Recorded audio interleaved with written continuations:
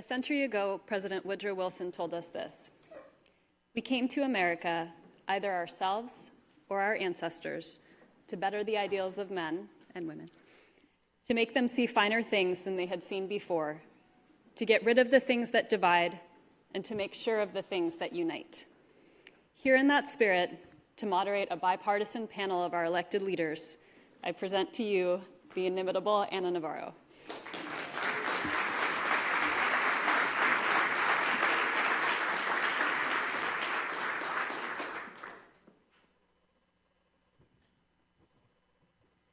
First of all, let me just say that mourning is not my forte and sobriety is not my forte. Both of which I am today. I usually only wake up this early for Chris Cuomo. Carlos, good morning. You're going to have to fill in his shoes. Thank you all for being here. This has been, I think, a very tough year for America. But if I were to think about one of the silver linings of the last year, it is that America is woke, and America is resisting, and America is fighting back. And we see it here today with all the people from the different industries, the different sectors, the different aspects of Miami, immigrants, non-immigrants that are here, short people, really tall people that are here. And Alberto, you have no idea what I'm going to say, because let me tell you what I'm going to say. I'm going to say you should run for Congress.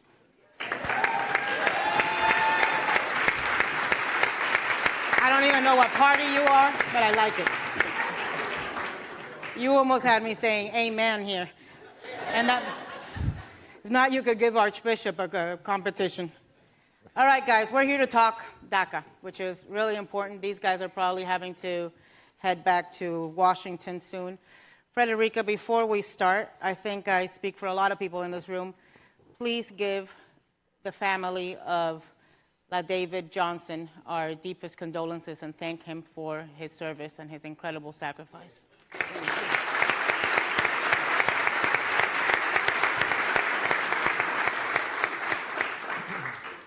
Carlos, let's start with you, because you are actually sponsoring one of the pieces of legislation. First of all, there's a bunch of different pieces of legislation out there. There's DACA, there's DREAM Act, there's HOPE Act, there's your... Can you do a little compare and contrast and tell us which one we like best or what we will end up with? And I'm okay with mix and match. Okay. Well, first of all, thank you, Anna. Thank you to the University of Miami, Dr. Frank. Thank you to Mike, Constance, Fernandez, everyone who had a part in bringing people together. So many in our country are focused on tearing people apart, but today we're bringing people together. And Anna was good to highlight the diversity in the audience. What we're trying to do, in my view, is break a cycle that has lasted for 16 years now since the first DREAM legislation was introduced in Congress. And what has happened over the last 16 years? Well, you've had some Republicans in deep red districts who have convinced their voters that the reason there's economic stagnation there and there isn't wage growth in this country is because of immigrants, among other things. And then you've had some Democrats in deep blue districts who have taken advantage of this political dynamic to tell their constituents that all Republicans are racist, and we've seen this polarization, and the politicians have reiterated these positions to their own personal benefit while the country has been torn apart and as a lot of these young people hang in the balance. So the bad news is that the president made this decision to rescind the order, but we can avoid a tragedy. This could actually be the best thing that happened to DACA recipients in this country, because we have the opportunity now to provide them a permanent solution, not this temporary solution that, as we can see, could get rescinded at any time. So I filed the first DREAM legislation this Congress and the only DREAM legislation in the House of Representatives in the last Congress. I called it Recognizing America's Children, because for a long time the focus has been on the dream of these young people, which is important, but I also thought that it's important for us, the American people, to look at ourselves in the mirror and say, this is on us. It's up to us to do the right thing and to recognize these young people. My bill, the Recognizing America's Children Act, is the one that most closely and faithfully tracks the DACA executive order. DACA provided relief for young people who arrived in this country prior to the age of 16. The RAC Act does the same. DACA required that they be in the country for at least 5 years, because obviously we want to make sure they're doing the right thing here, not committing any crimes, et cetera. We use the 5-year window. DACA has an age cap. In the RAC Act, we have no age cap. I think the age cap in DACA was people who were over 31 at the time don't qualify. We do have them qualify. The DREAM legislation, which is I was kind of surprised when it was introduced, is very similar. There are some minor differences. For example, they use the age of 18. We're working on some compromise legislation that uses the age of 17. The point is, all of these bills are at least as good as DACA. And in my view, look, I'm for finding a solution for the 11 million today, but I think we have to be sincere and realistic about what the scope is this Congress and what we can actually achieve. The more ambitious either side gets, those that, like us, want legalization, earned legalization, and there are others for who border security and interior enforcement is important, the more ambitious either side gets, the less likely it is for anything to get done. And this year it's different, Anna. It's not like in the past, oh, well, we didn't get DREAM legislation passed again. This time, there are victims, 800,000 of them, who will lose their jobs, who will lose their futures. So what I would tell both sides is, let's break the cycle.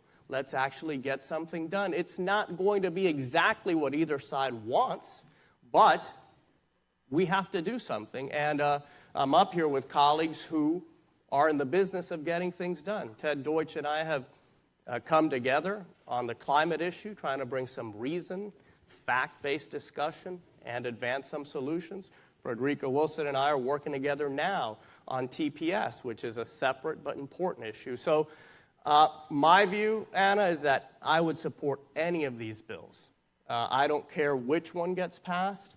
We need to get this done. How it gets done is less important to me. But I will make some news here of particular interest to our friends in the Fourth Estate. I'm announcing today that I will not support any appropriations bill that funds the government beyond December 31st unless we get this DACA issue resolved.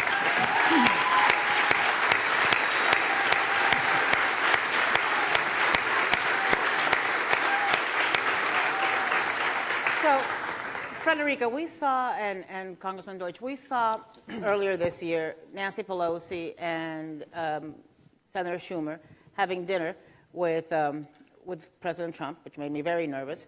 But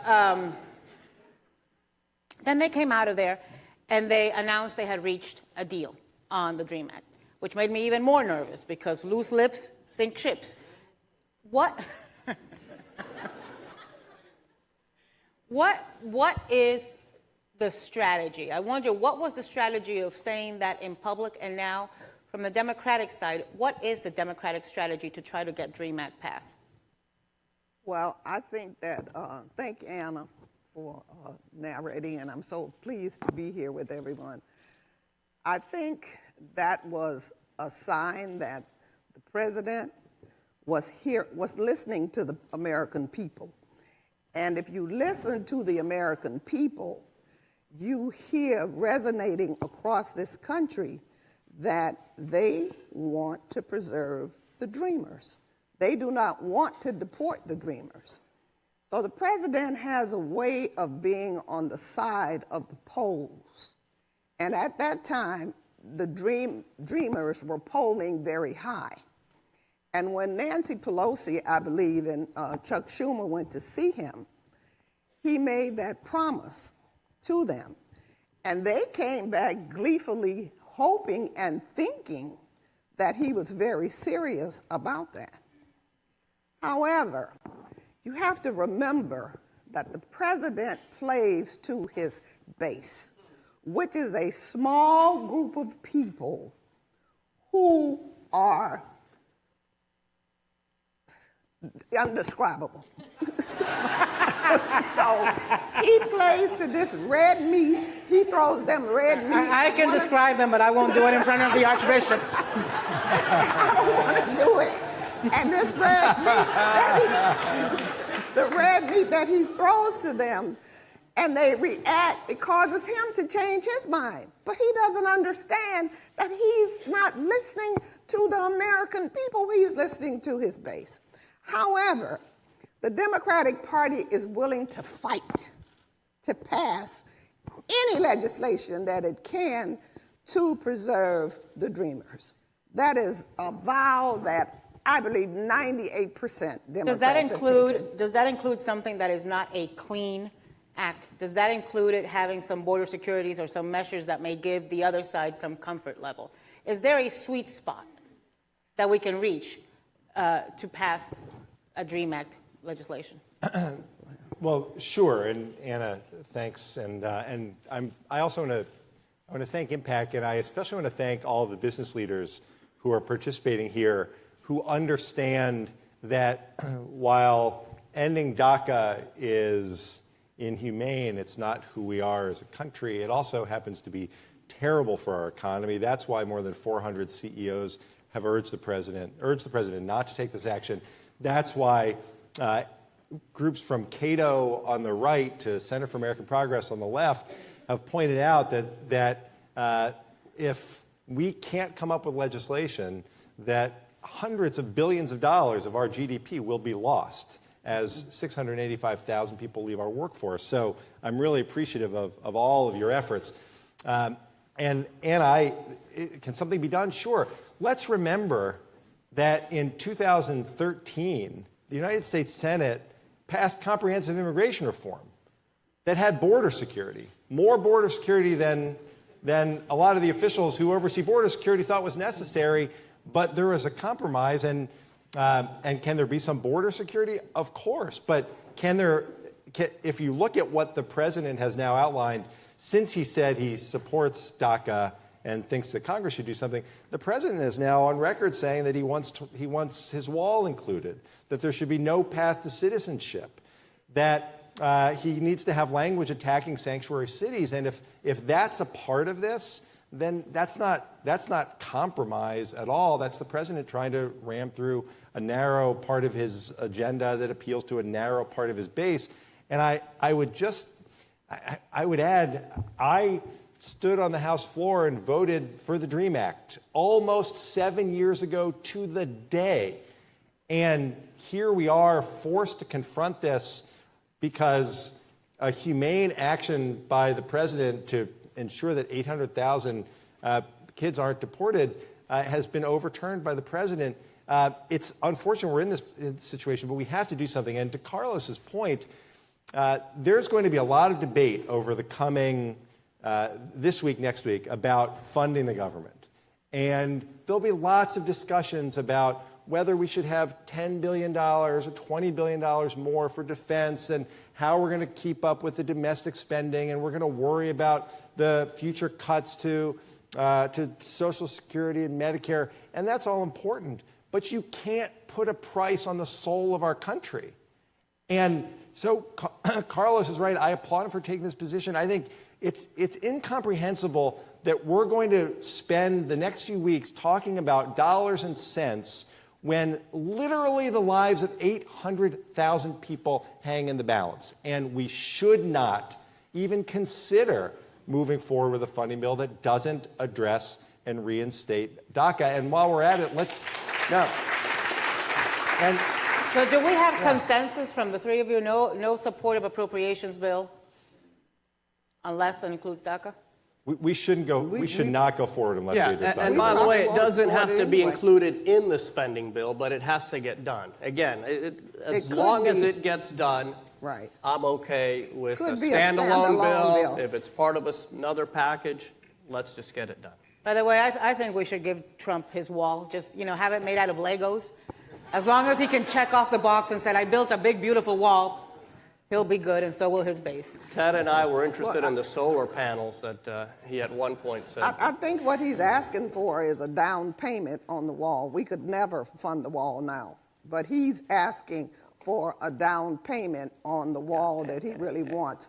And I'm not talking about a wall. Yeah. I'm talking about border security. Right. And I There's a think whole most of big our difference colleagues between that, support the idea. A wall and border Most of our security. colleagues support the idea of reasonable border security. I mean, we do know there's a drug problem at the southwest border. We should do more to take care of that. That's what I support. There's technologies, drones. I mean, there are many ways to achieve border security that I think 70, 80, 90% of Americans would agree with. Let's pull all of that into a bill. That's fine. So can I ask, and I'm sure the three of you have looked at this, your districts are disproportionately impacted by DACA, by TPS.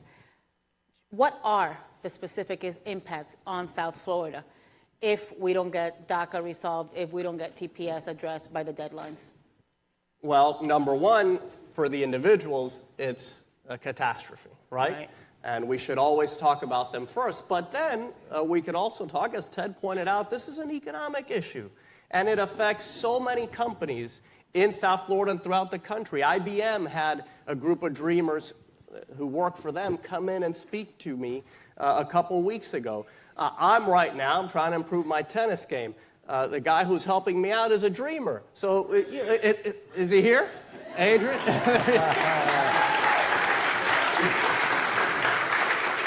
So this will have effects all across the economy. Obviously, South Florida and other urban areas will get affected more than more rural parts of the country. But I have pointed out to many of my Republican colleagues from North Carolina, South Carolina, these young immigrants are everywhere. And they're a part of those communities. And every community will suffer a loss if we don't get this done. I would just add, I mean, specifically in Florida, it's over $1.5 billion removed from our economy, tens of thousands, over 30,000 people who will be forced to leave as the administration warned them to do when they made the decision about DACA. So it will have a profound effect. I would also make one more appeal to the business leaders in the room, if I may, Anna. And I don't want to veer into another topic, but I feel very confident saying that the CEO of Microsoft was exactly right when he said, look, we need to do tax reform in this country. I won't comment on the tax bill. We'll save that for another time. Carlos and I talked about that plenty. But let's be clear.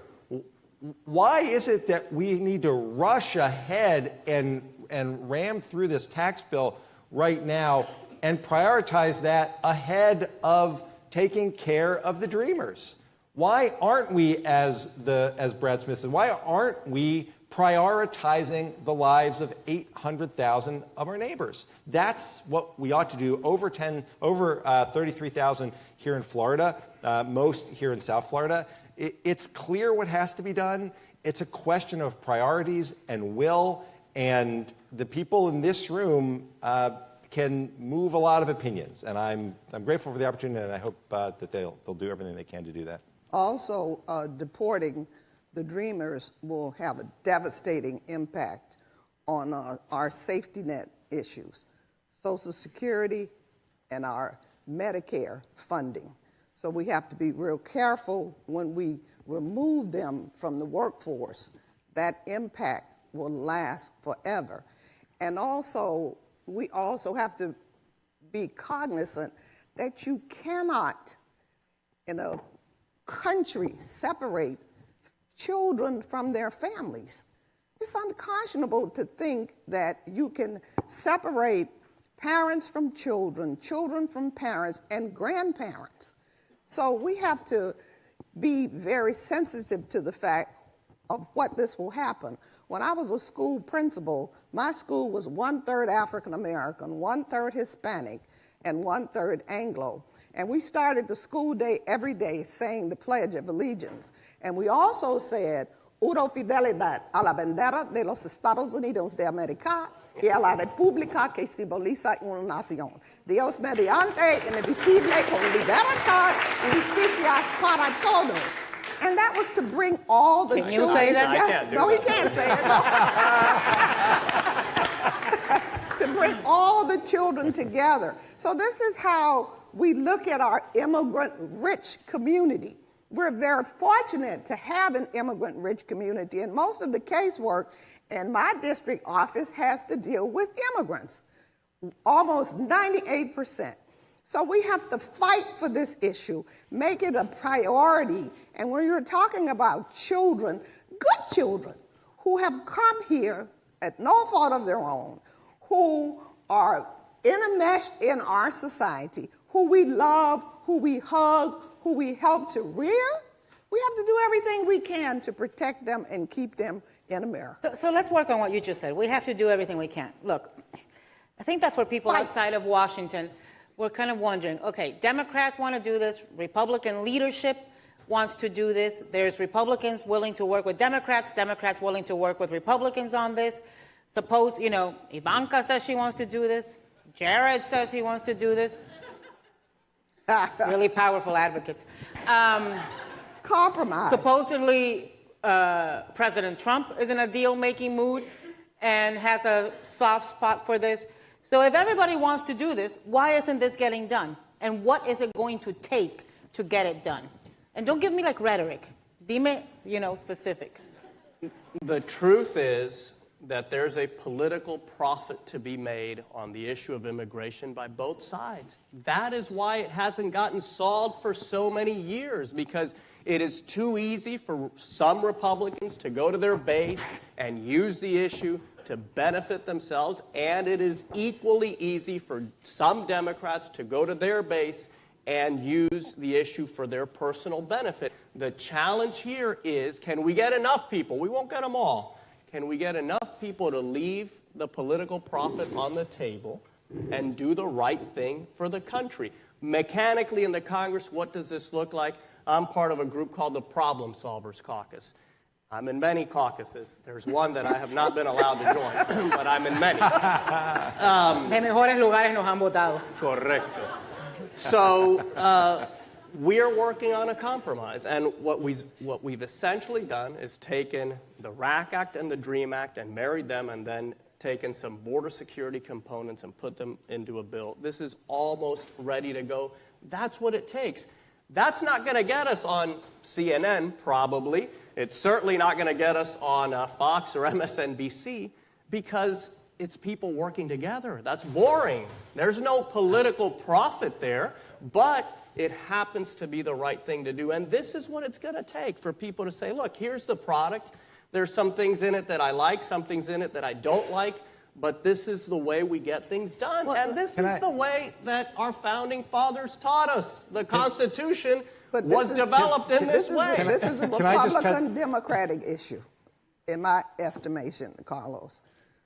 All of the Democrats that I know personally, that I know professionally, Ted, all of us, we want comprehensive immigration reform, and we want to pass the DREAM Act. Most of the Republicans are siding with the White House, and it's because that is the mantra that's a part of his mantra that he ran on, that he would deport immigrants. He talked about the Mexicans, he's talked about all of the different immigrant people who we think is a shame that this kind of rhetoric is coming out of the White House. So what has to happen is, and what the Dreamers have done a good job of, they have come to the Capitol, they have gone to the House, to the Senate, and to the members' offices, and they have persuaded some of them to move towards the Democratic stance. And they have asked them and pleaded. I've seen them stopping them in the halls, singing. They come to see me every day. And this is a big campaign, not only with the Dreamers, but with this nation. So what's going to happen is we're going to have to sit down at some table with the reasonable Republicans.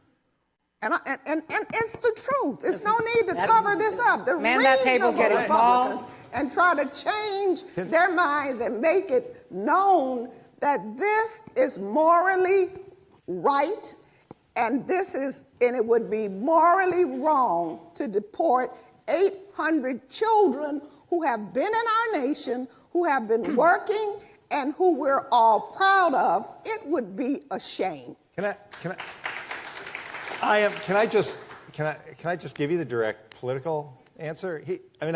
Compromise is really important. Morals should guide everything we do. But Paul Ryan's the Speaker of the House. He said that he agreed with the president's decision to end DACA because he thinks that this is something that Congress should take up. Well, it just so happens that the Speaker of the House is the person who decides what we're going to vote on the House floor. And it's really not complicated. The House of Representatives should be a House that runs by majority, not by majority of one party, but by majority.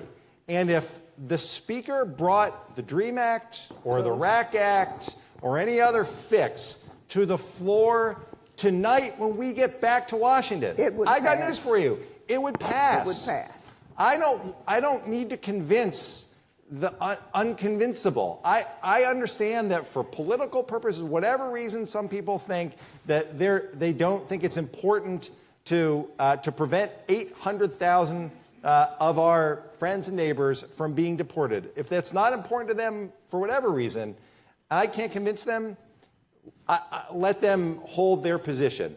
But the Speaker should give us an opportunity to vote on this, and if he did, I am supremely confident that you would get a majority of the House of Representatives to pass it, which would then increase the pressure on the Senate dramatically. So what's your answer? The Speaker just has to have the courage to bring this up for a vote, to be the leader of the House of Representatives and not just the leader of his party.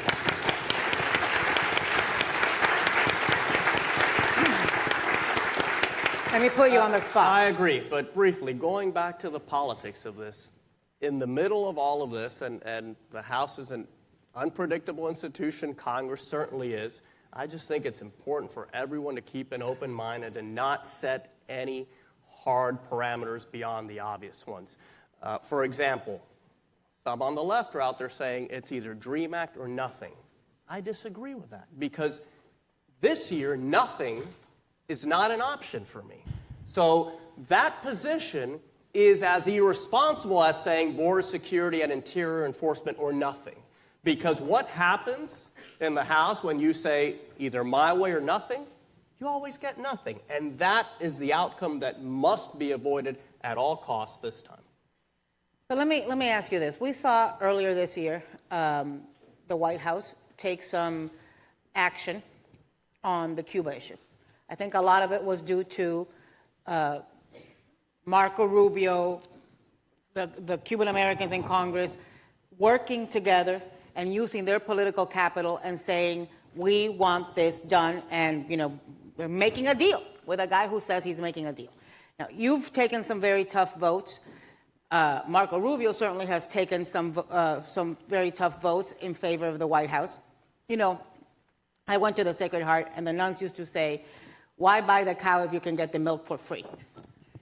So I guess my question to you is, number one, what is Marco Rubio doing that I don't see him as visible as I see you on this issue, given the political power and the political capital that he has? And why can't the Republicans, the reasonable Republicans that want this done, lay down on the floor and throw a tantrum and say, hell no, we won't vote on anything. We won't give you the tax vote. We won't give you the health care vote. We won't pass your nominees. We won't do anything until you get this addressed, because we have a deadline, and there's 800,000 lives. So with regards to Senator Rubio specifically, obviously this is an issue where he led on in the past and failed. I think, and I'm not speaking for him, so you have to ask him directly. If he were here, I would. But I think that he has concluded that it is better for members from other states, like Tom Tillis in North Carolina, to lead on the issue this time, because it would probably give it a greater chance of actually getting it done. I think throughout the country, one would expect a Hispanic from Miami to have a certain position on these issues when members from South Carolina, like Lindsey Graham, North Carolina, like Tom Tillis, Oklahoma, Senator Langford, when they're raising their voices, I think it gets a little extra attention, in this case, good attention. So I think strategically he has decided to play a more behind-the-scenes role. I have no doubt that he would support legislation to get this solved. But you're right. The more voices we have and the more momentum we build, especially as we approach the end of the year, the better. And again, for me, I know the deadline is March, but I think we need to get this done by the end of the year. It would be a wonderful Hanukkah and Christmas present, not just for these young immigrants, but I think for the country, because it would help start to heal a lot of the wounds that have been opened up in this country. So we have, I think, about 3 minutes left. If I could just ask each of you to take a minute and give us a call to action. Specifically, what does the South Florida community, what does the larger community represented here need to do in order to get this bill done?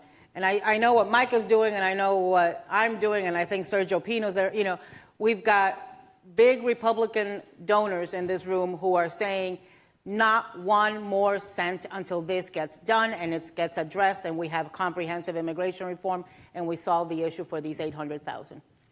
That'll get people's attention. I think that's a wonderful strategy.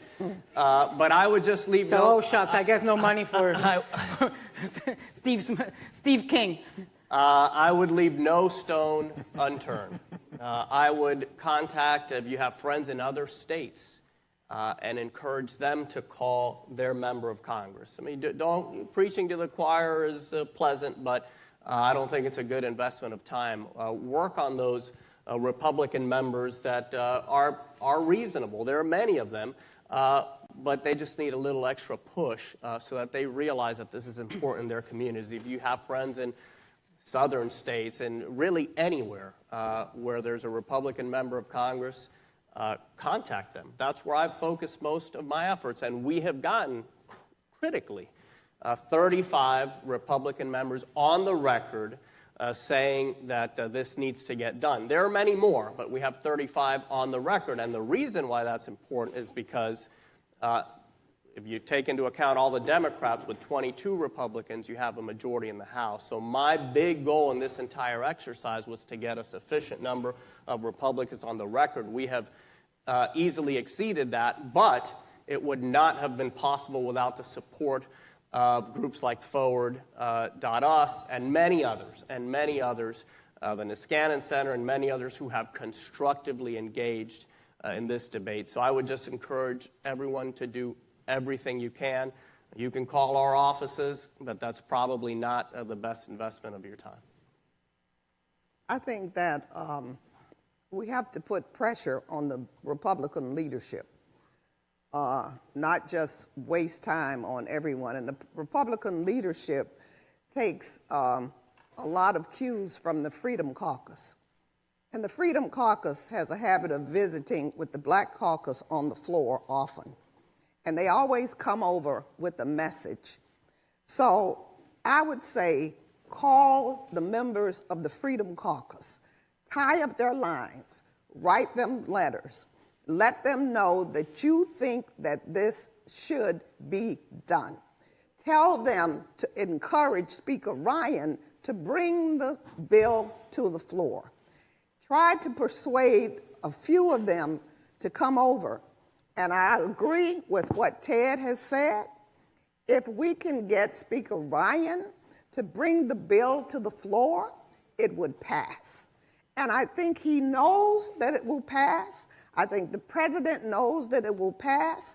And I think they're holding this bill as hostage so that they can get other things in, like the wall and everything else. So you have to put pressure. I've seen it work.